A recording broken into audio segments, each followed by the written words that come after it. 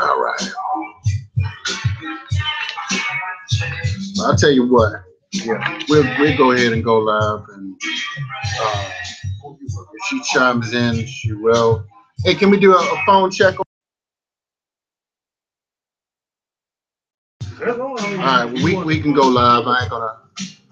Let me see it. Make sure she didn't say anything. All right, good. All right.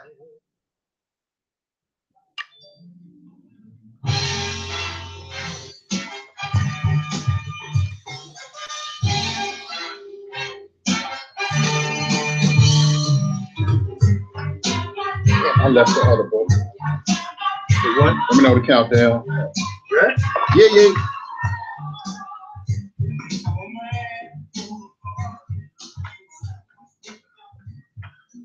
All right. Good evening. You're tuned in to Holla at the Success Scholar.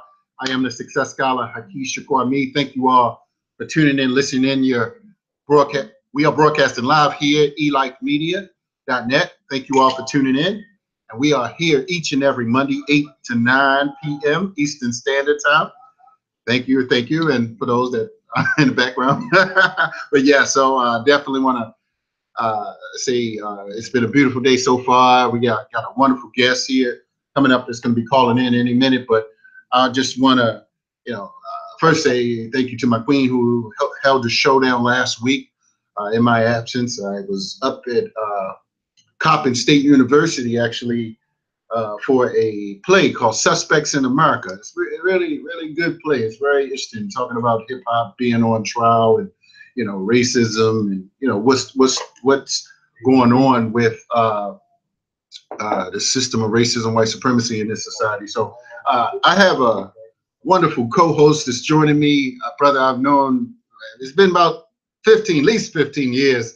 You may not know we go back that long, but I have my co-host, my brother Deshaun Farad, a wonderful journalist. He's been doing some independent, conscious journalism work. He's worked with BT and what else, brother? A little bit of everybody, right?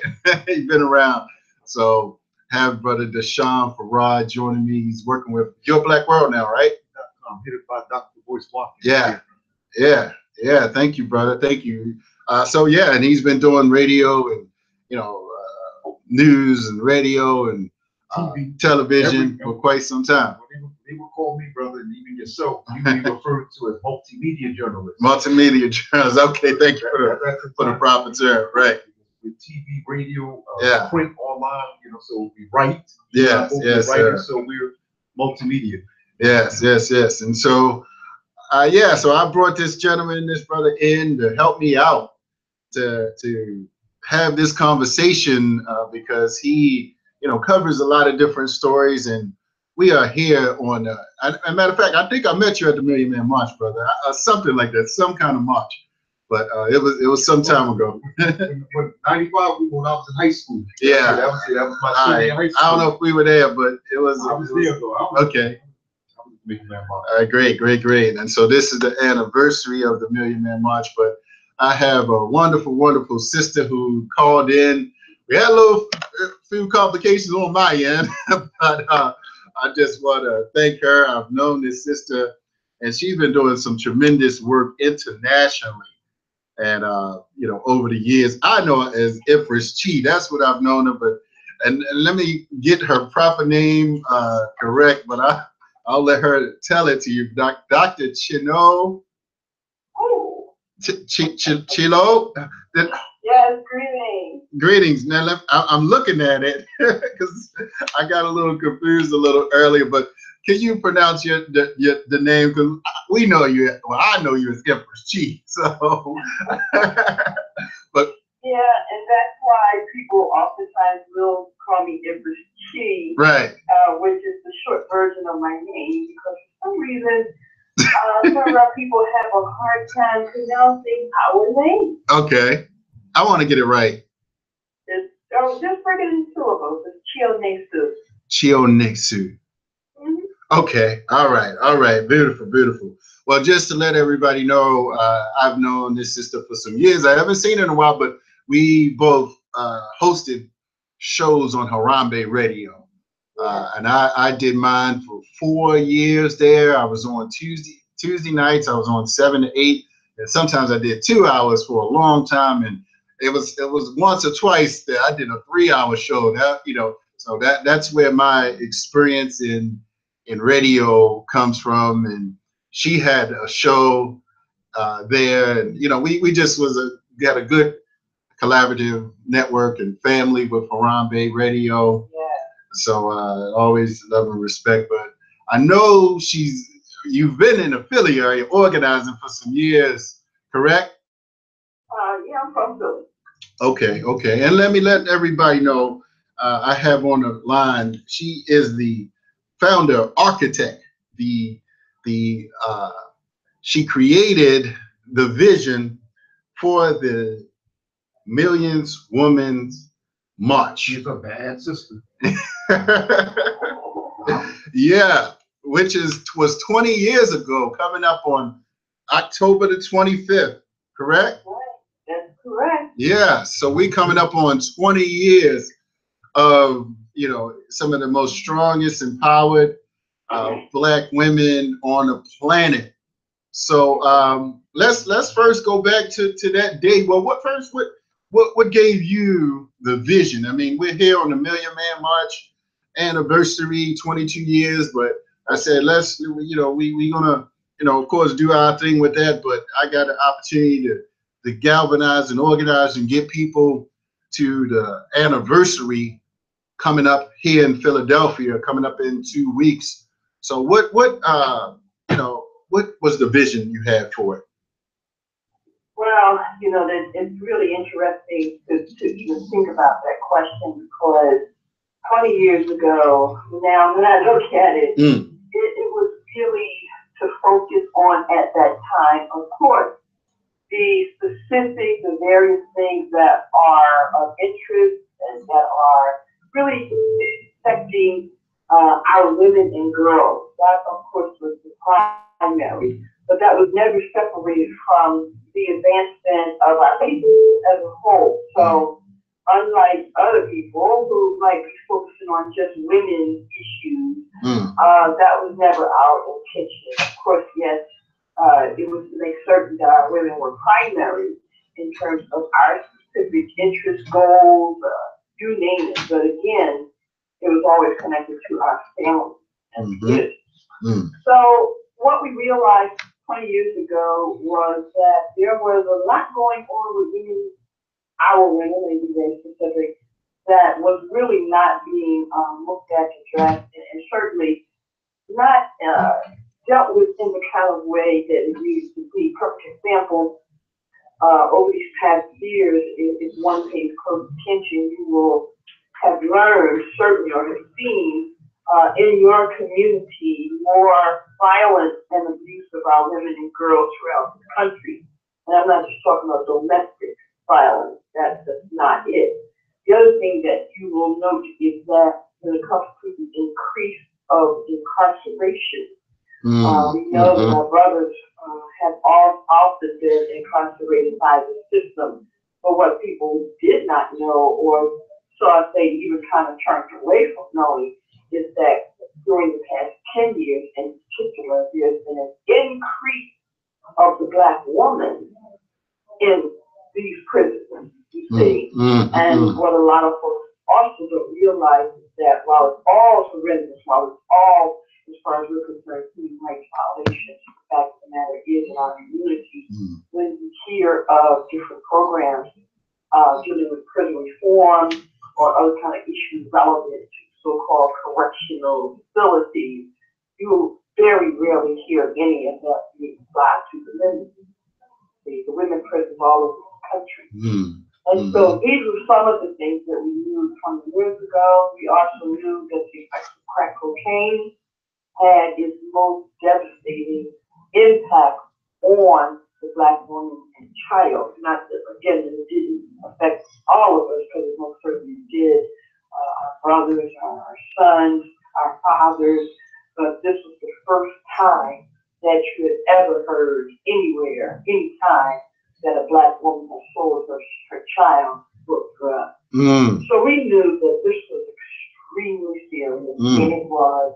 And now coming in later, we now see some of the effects of these various things. And again, we have to ask ourselves, how is this going to impact our children? How is it impacting our children?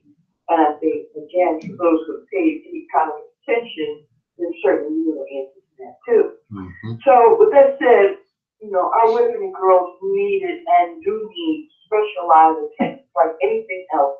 If there is a specific type of illness or malady, you have to look at what type of cure, what type of treatment are you going to give to it. If it's something wrong with your heart, you're not going to try to deal with the same treatment that you would have for your foot.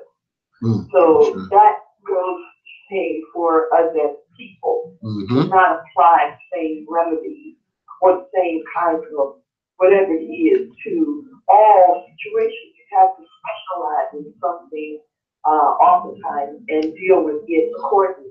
And so this is what the Million Woman March was designed to do. One of many things, of course. Certainly, our women there's no other like our women. There are people who want to be like our women, but that will never happen. You know what they're trying to do, tanning or whatever else. And so we know that we've got to take care of ourselves. And so the Million Woman March, of course, is about that. Taking care of our women better, helping in the protection and in the defense of our women, you know, through a lot of institutionalized racism, for example. And so what we realized 20 years ago is that there was no real representation of the Black woman, for the most part, from a national perspective, and then apply that to international. In many of our communities, there are lots of groups and organizations that our women are a part of, but when you look at that from a larger scope, it was null and void. And so the Legal March changed that. Yes, Sister Chief, this is Dashawn Farad.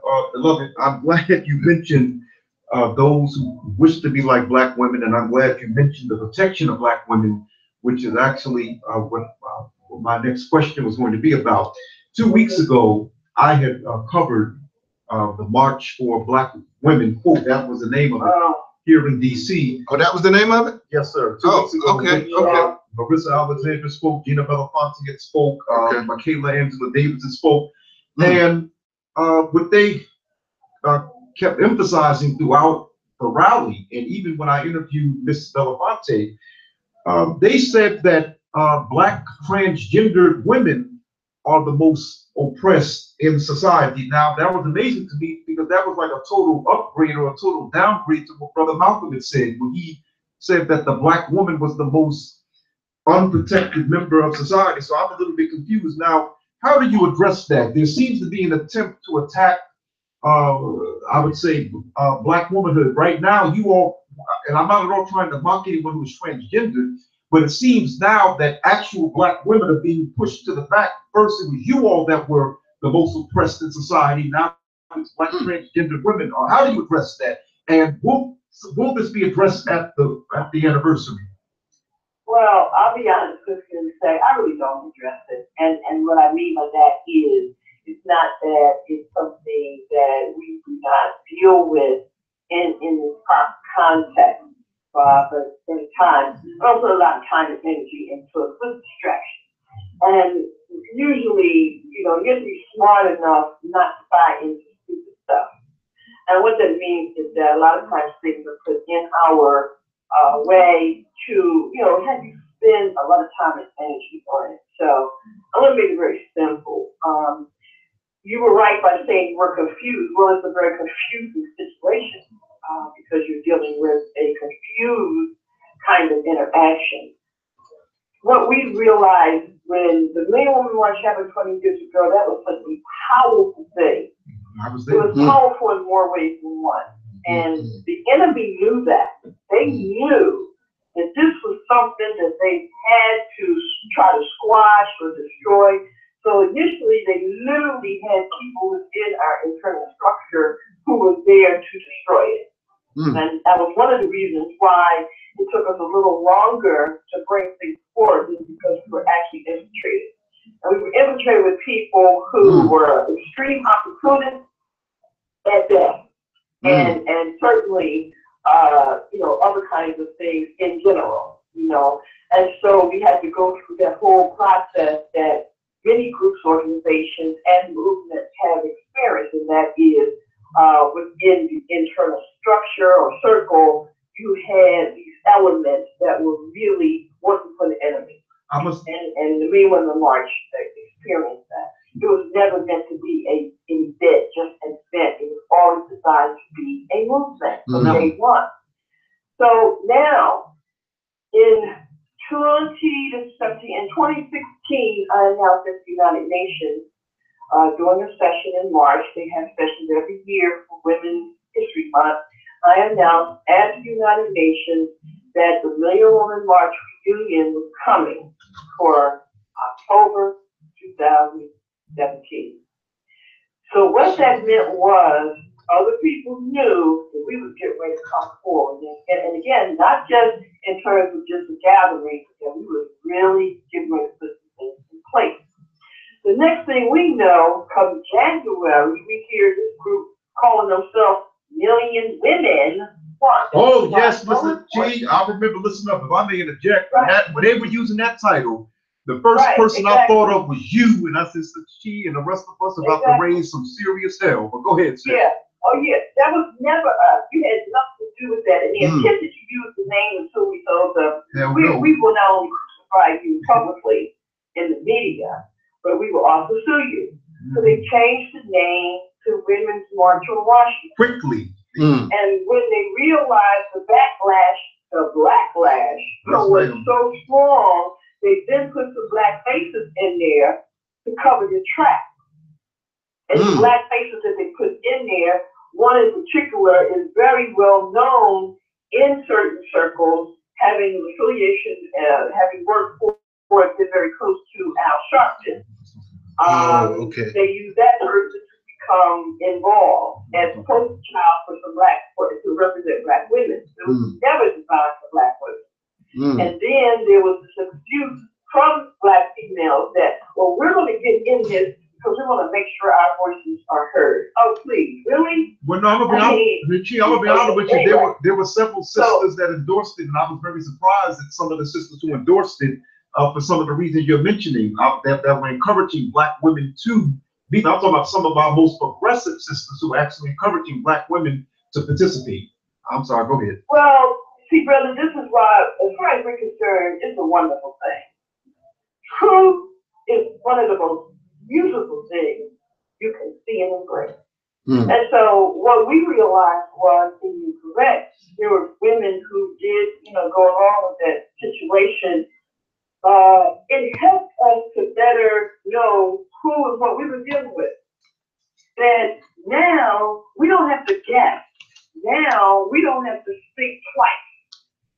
We know where certain systems are coming from. Because anyone that sat back and co-signed that, clearly, they were not in sync with not only the Million Woman March, but the real history and legacy of our ancestors in the fight for justice and freedom. You see?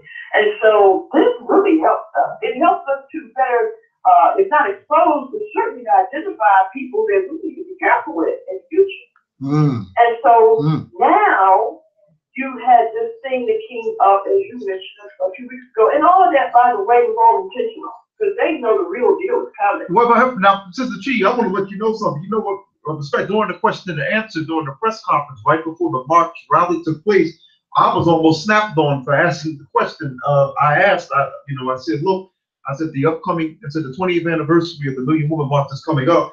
How would you respond to people that feel that you have co-opted the name, the message? Wow. Okay. And I literally, some of the sisters there literally like the nerve of this nigga to ask this question.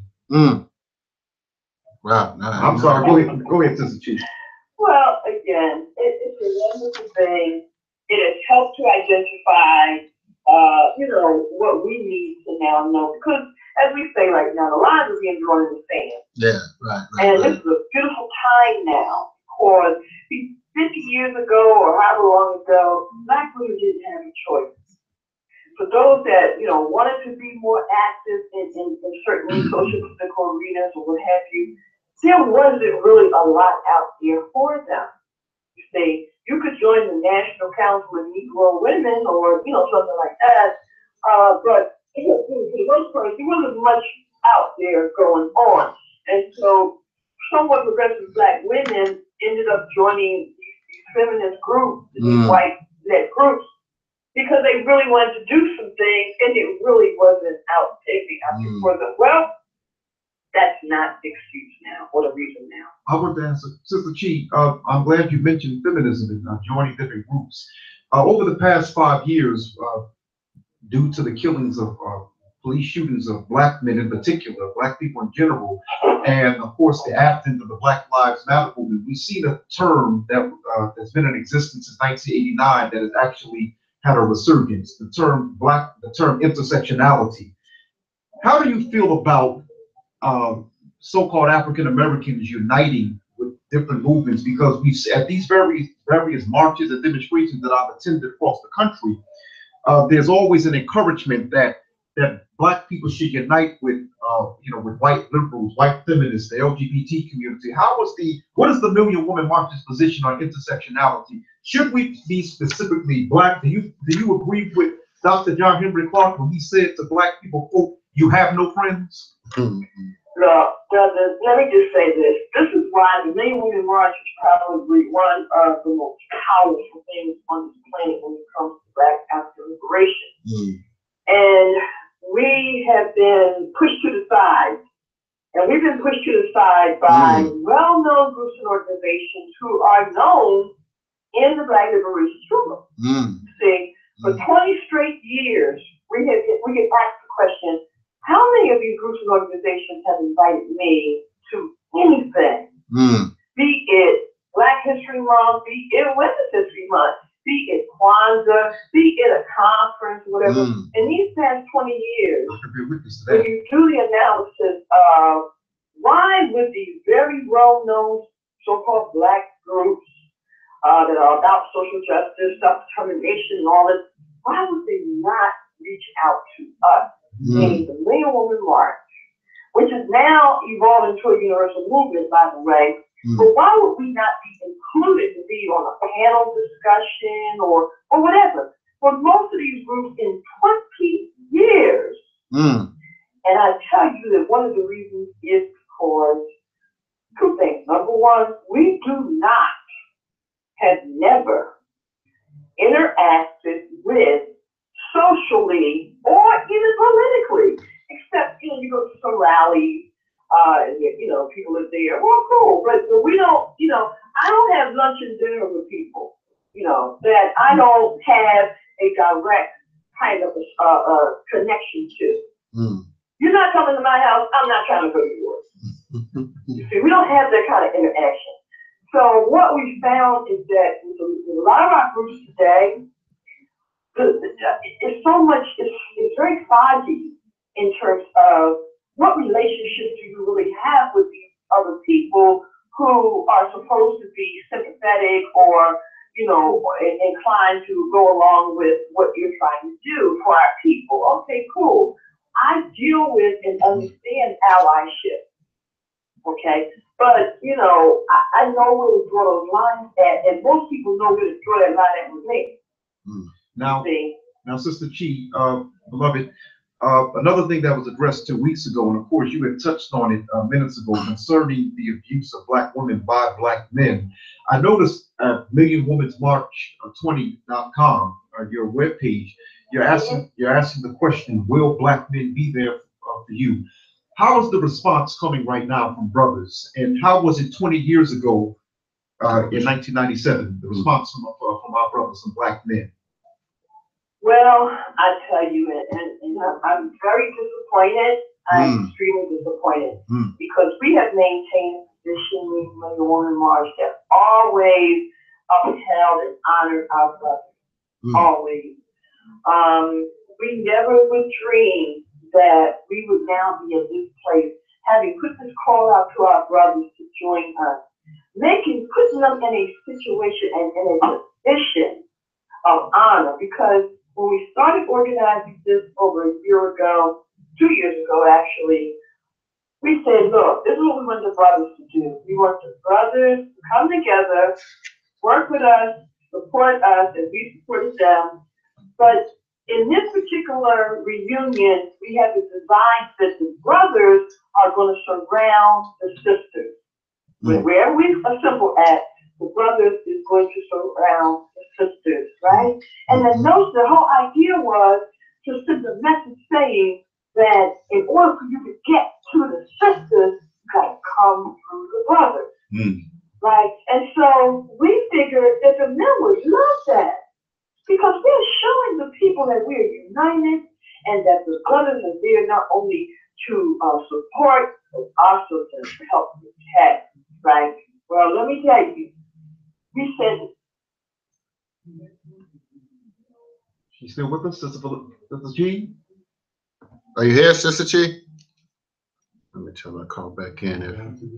You know what? I'm glad she's actually touching on that, because these have been some of the concerns that have been raised by many Black women activists, not just feminists, that they're not getting enough support from Black men. And also what's been touched upon is what many Black women perceive as the growing hatred and hostility on the part of Black men towards them. And so, as Dick Gregory has stated quite some time ago, he said that Black women live in have double dose. He said they live in a sexist and a racist society. He said, so not only do they have to worry about crazy white folks, they have to worry about me, meaning Black men. So I'm glad she's kind of touched on. Well, and I agree with that. I mean, I've recently have attempted to be more conscious in terms of understanding. Like there's a picture floating around, and it said,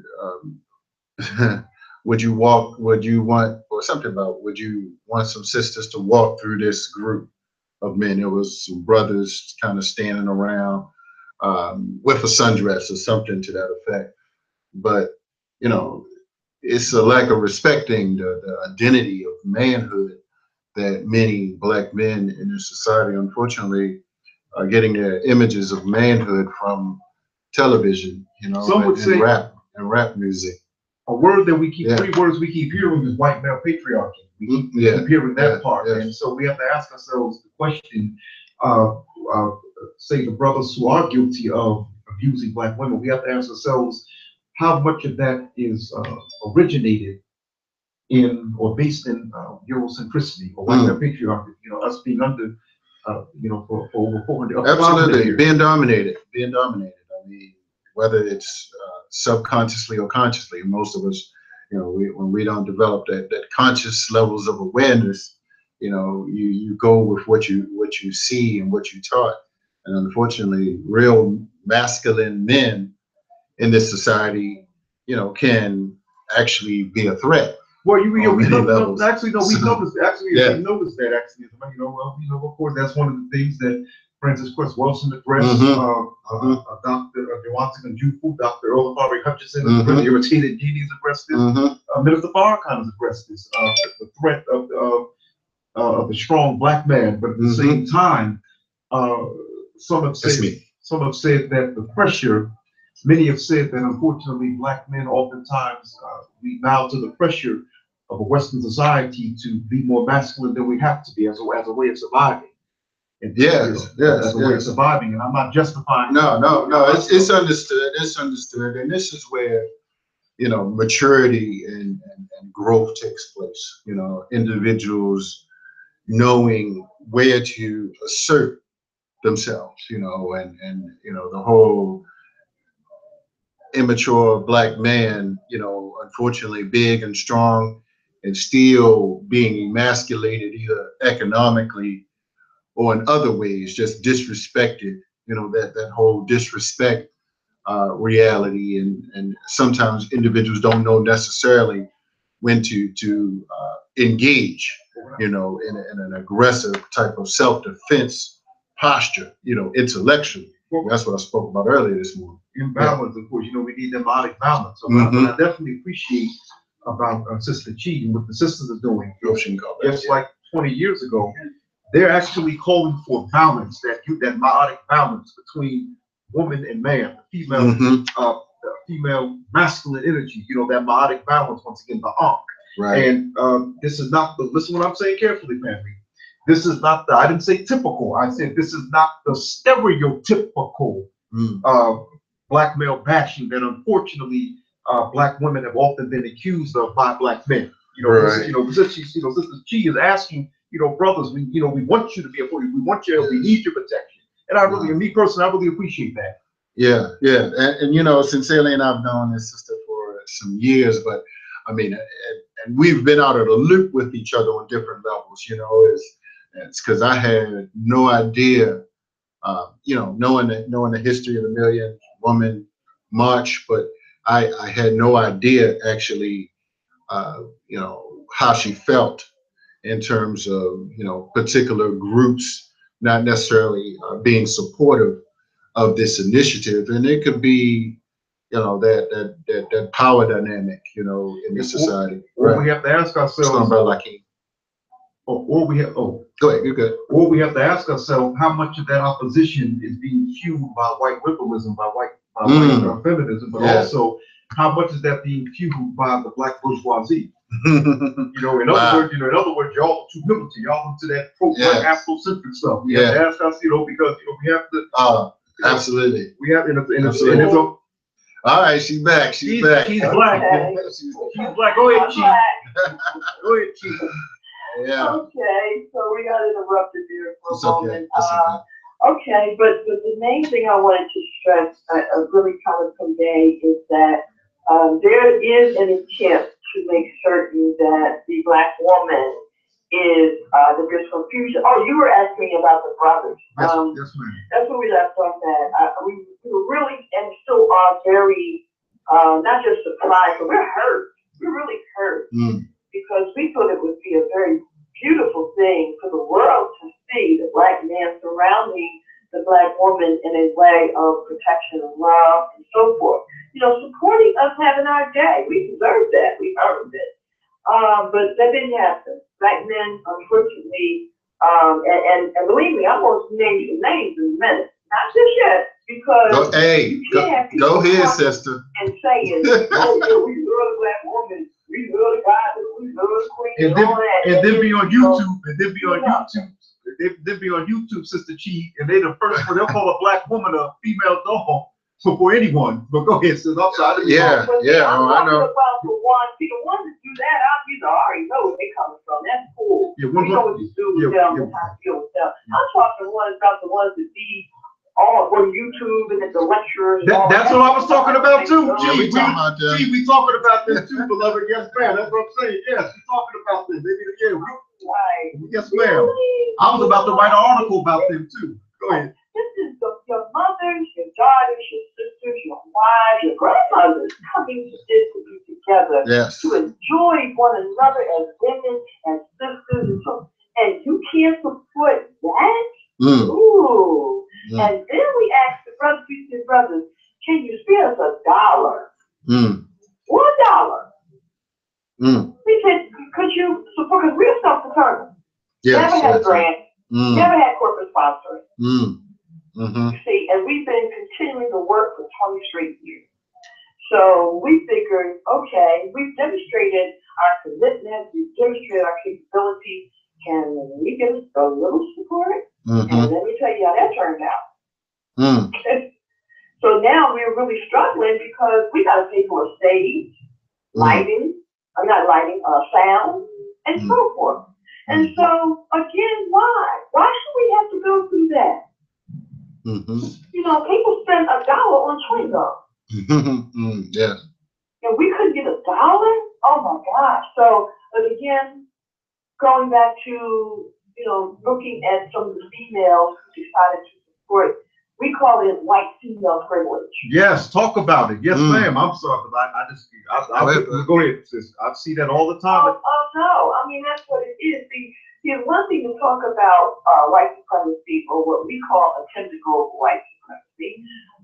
There's one thing to talk about it, but you have to at some point look at it and break it down. You know, is that what Brother Malcolm said? Make it plain. Well, we have to look at not just white supremacy from the context of a Trump or Trump or whatever, but what are some of the other components of this from a systemic standpoint? And I can guarantee you that one of those actual operative components is the white female privilege stuff. That's an operative. You see, and that's why years ago when you had things like affirmative action that came into play or came into existence, good, bad, or indifferent, it was supposed to try to help our people. Well, who ended up benefiting, if not the most, certainly as much? White females. You see, so we're used to seeing and knowing how they operate. And now, under the guise of women's rights, well, we have a poster series, brothers and sisters, that we hope you all will look at and support. Because it talks about, when you say women's rights, are they really talking about us? You gotta remember, we used to clean your behind, nurse your children, wash their clothes, cook their food, and your husband and sons and brothers used to rape us. Yes. So now, what part of women's rights are you dealing with that? Wow. Yes. Quick question. Has Roland Martin, Minister Farrakhan, or Al Sharpton reached out to you for the 20-year anniversary of the Millions Woman March? Absolutely not. None of them. Absolutely not. Wow, he had the woman on the Roland on that Monday after the march. He had the woman Roland Martin did? For the march, you know, the DC thing. He had the woman out there. He didn't call out the sister G. Wow. No, of course not. The woman that was over the thing. And he knows who I am. He knows about the Million Woman March. As many of them do. You have to remember again, the Million Woman March really is about our women in the context of being really that strong Black woman. From a historical perspective in particular. And what that means is we walk side by side with our men. Proudly. Not behind them. See? Now, for some that might be a little, you know, unnerving for you, and all I can say is get over it. Because in reality, we're talking about a people and a history that has a certain type of reality. And until we get back to that or more into that, the imbalance is only going to worsen. See? So it's not like we are attempting to be more than you or, you know, above you or whatever, some ridiculous stuff that people say we try to copy you and all that.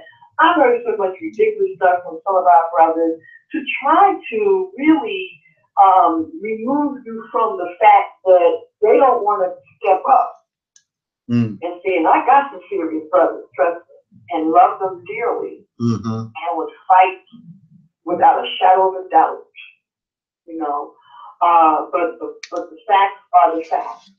And you do have, just like with our women, there are an extremely amount of weak Black folks right about now. And so what we're saying is that as women, we need to get with our sisters. We need to help our sisters. We need to help strengthen them, help heal them, help bring them forward. Men have to do the same thing with the brothers. We can't do with the brothers what the men can do with the brothers, and we're not trying to. And at the same time, the brothers can't do what we have to do with the sisters. You have to recognize those realities. We have young daughters, and only the women in certain ways can interact with those young daughters, just like in certain ways there are men that can only interact with boys in a certain way. Now, Sister Chi, I must ask you, I'm glad that you actually raised that concern, because what I'm noticing is that you have a lot of, and I'm not at all putting you in the category of feminists, but you have a lot of Black feminists who will complain that Black men are no good and that Black men are abusive. But then when they see Black men setting up Black manhood training programs to prevent Black men from being what many Black feminists say Black men are, they will begin screaming sexism. One in particular was Rosa Clemente. One time she was criticizing President Barack Obama about not doing anything for Black people on Facebook. So then I said, well, Sister Rosa, fellow journalist, I said, beloved, how would you respond to the My Brother's Keeper initiative? And she said that it was sexist for excluding Black girls. How would you respond to that? Well, that's an interesting statement. Well, first of all, and I've met the sister once or twice, talked to her once or twice. See, again, what I find is, for whatever reason, many of our women and girls embrace, certain types of lifestyle. We have accepted, alternative lifestyles. I can't even call it alternative lifestyles. We have accepted certain things as being okay, for whatever reason. And what has happened, it has really hindered the development of traditional African people, African man, African woman. So with that said, going back to the Brothers Keepers thing, I did not like the Brothers Keepers thing, not because it didn't include women, not at all. I didn't like it because from what I saw of it in most cities, it was very homosexually inclined. Whoa, really? Whoa. From what I saw of it, in the places that I went that was pushing that, you had to look a little closer to the other agenda. For example, before Brothers Keepers came something called Black Male Engagement. Black Male Engagement hit three cities first: Philadelphia, Atlanta, and I think Detroit. But anyway, this was a test model for the Brothers Keepers thing later. So they started this thing, it was an initial project more or less, and you know who was behind it? George Soros and the Knight Foundation. Now, the object was to get men. Now, no, you rarely hear brothers say something like engagement. That was a great clip. Okay. So, I mean, it's an easy word, so it can be interchanged. But when you talk about Black men, most times you're going to hear them say, we're engaging. Okay, anyway. So, there's a thing called Black Male Engagement. And it was to encourage men, Black men, particularly in these three target cities. It was to encourage them to have dialogue with each other and then talk about and write about their experiences as being Black men or male, and blah, blah, blah. And whoever got the had a better story or whatever, they would get money. So you had a lot of nonprofits primarily who were applying for these sessions, these forums, this, that, and the other, and they would get money. Well, what was happening was you had these white males who was accumulating data, doing research based on the stories that were being told. And then from that type of format and structure, you then ended up with something called Brothers Keepers. Wow. Wow. And so I'm telling you this because we look at these things very seriously and very critically. And then when you see the infusion of homosexuality, it becomes very obvious that there's a hidden agenda.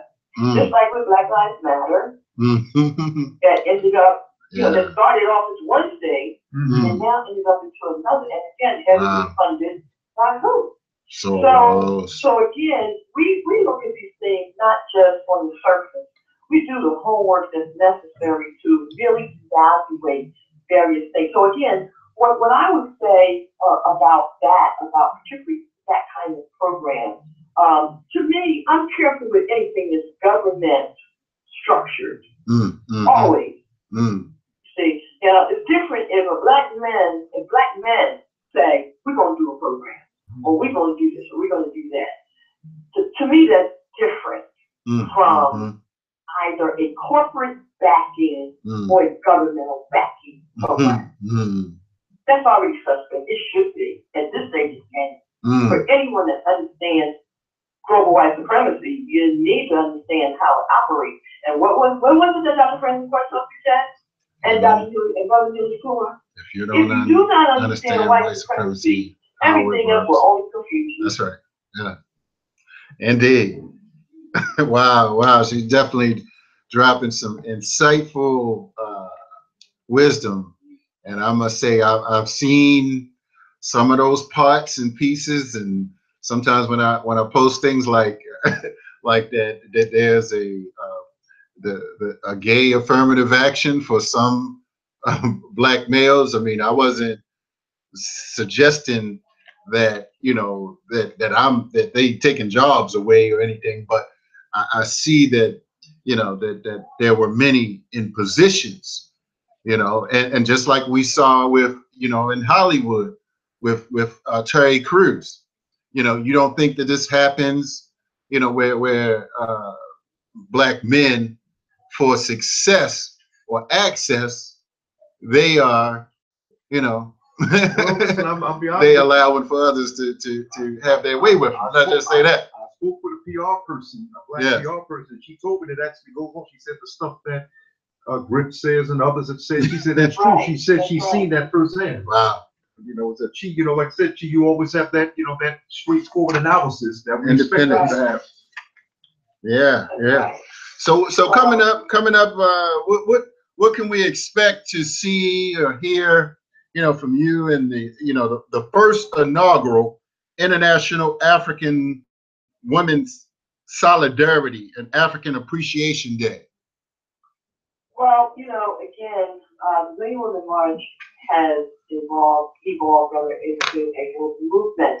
And so in that context, certainly it is about work and moving forward in doing various things and going to get the job done, as well as making certain that we are able to establish something of that next generation.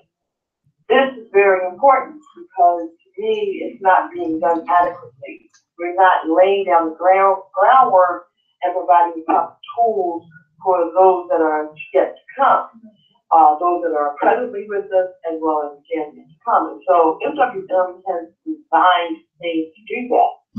So one of the things that one of my elders taught me before he made transition, and I'm talking about Baba Reedman Battle, who Reedman Battle, General under the NRA. Edward Robinson, That's right.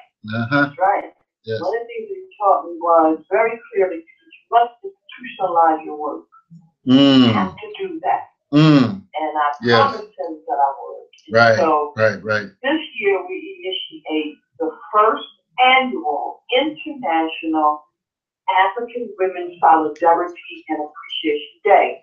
Not just in Philadelphia, not just in DC, not just in Maryland, not just in New York, worldwide. And on this particular day, particularly from the U.S., we're saying, we're telling our sisters, do not go to work, do not go to school, do not spend a penny, dime, or a dollar on that day, except with someone that looks like you.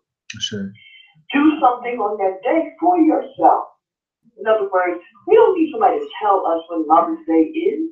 Why are we buying into that? And I'm not saying it's not something that we shouldn't do. Right. It's cool. Right. But at the same time, when do we create our own stuff? Yes. And so we have now put that in motion. With MWM 20, we are now initiating and preparing to install 20 Sister Saints. Oh, I saw that, yes. Of our sisterhood. Right. 20 Sister Saints. Harriet Tubman, Nina Simone. And guess what? It's already coming up. Listen, I've been seeing people like for 2 days now on Facebook, literally doing that. Sister Say. I've seen that. I've actually seen it since yesterday. Holly House and Catherine That's Dunham. right. We're not playing. Yes. We're serious about what we're doing. And so when you are serious in that context, you have to look at such full picture. And now, as a sisterhood, part of the sisterhood is that, every year you are to do something on either the Earth Day or the Ascension Day of our sister saints. It could be send a card out, it could be a poem you read to somebody or to yourself, or anything that is relevant to our sister saints. See, that way we're keeping those legacies alive and developing, you see. And so again, now October 25th being the first annual, meaning every year we will observe this day as a day of solidarity and appreciation. We're telling sisters, do something for another sister. Go to a shelter. Go to a prison. Do something with your own, within your family, just for women on that day. So it's up to them. We're in Philly, we're getting ready to collect some swatches of fabric so that we can start a quilt. See, these are things that connect us as women. There are certain things that women used to do, our women used to do. And we want to start doing those things again. We used to do canning, preserving stuff in the glass containers, things of that nature. We used to press flowers. You remember that? How you would put something in a book, a flower, and you put it in the book in such a way that it would press it to preserve it. And then you're able to hand it down to the next generation. Yes. We don't do these things anymore. You see, so we're talking about making certain that we can now share with each other the various traditions and cultures. Exchanging cowrie shells, things of that nature. So October 25th is the first annual African Women's Solidarity and Appreciation Day. I gave you some of the appreciation part. The solidarity is, again, our women every year will select a theme.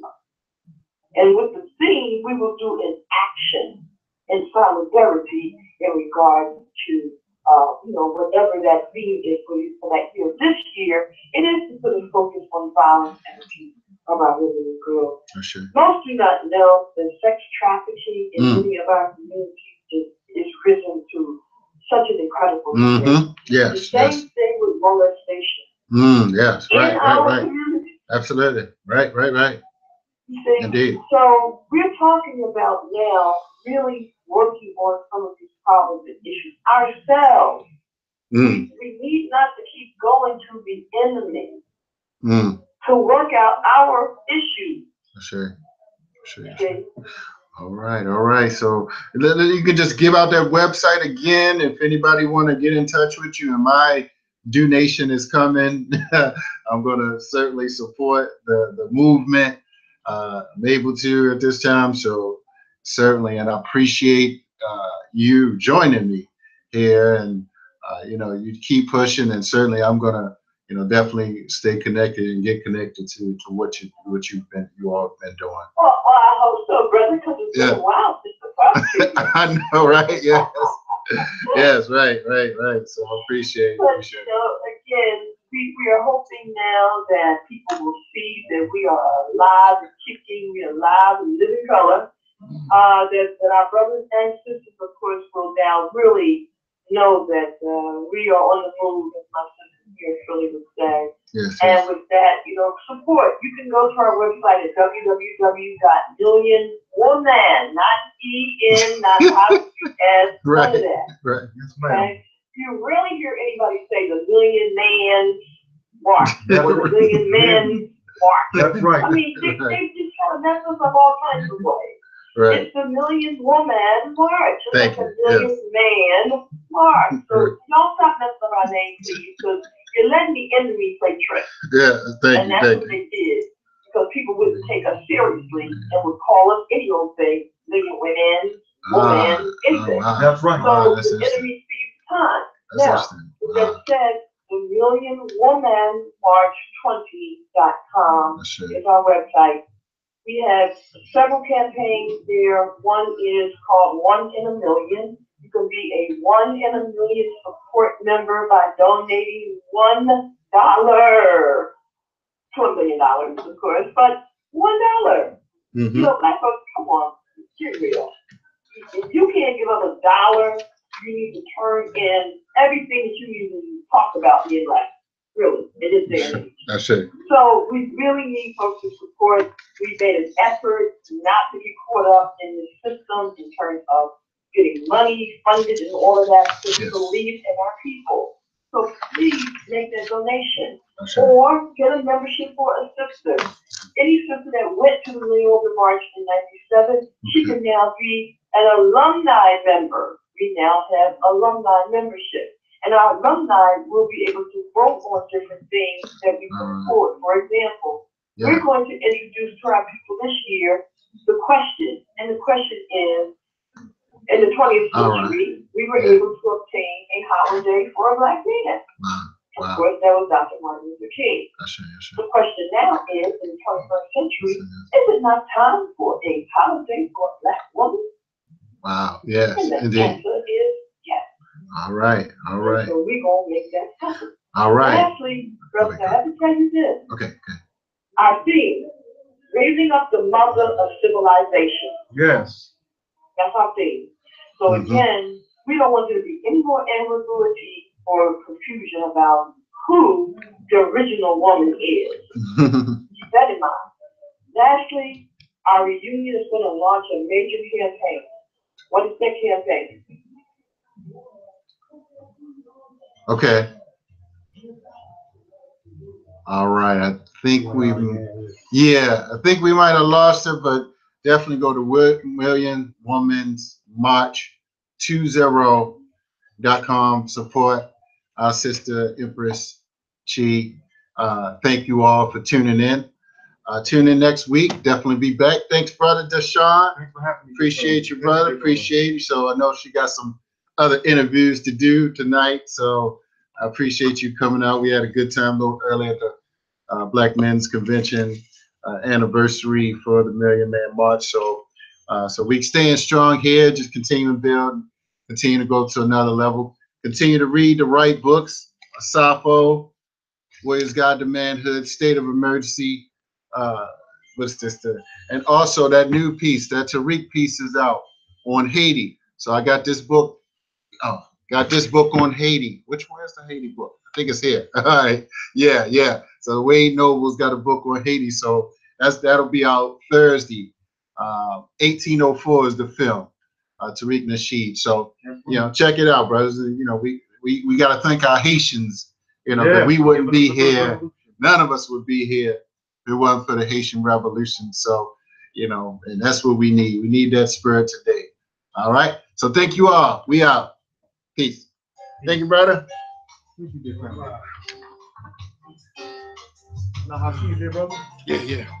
My brother, since I ate up the money getting here, the cash, spring sushi, brother. Got you. Take me to the spring. Got you. Right back.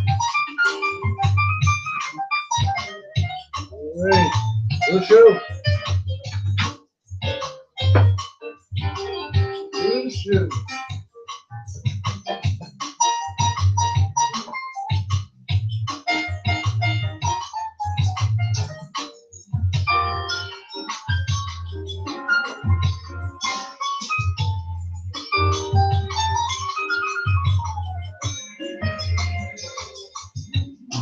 Oh, let me stop this.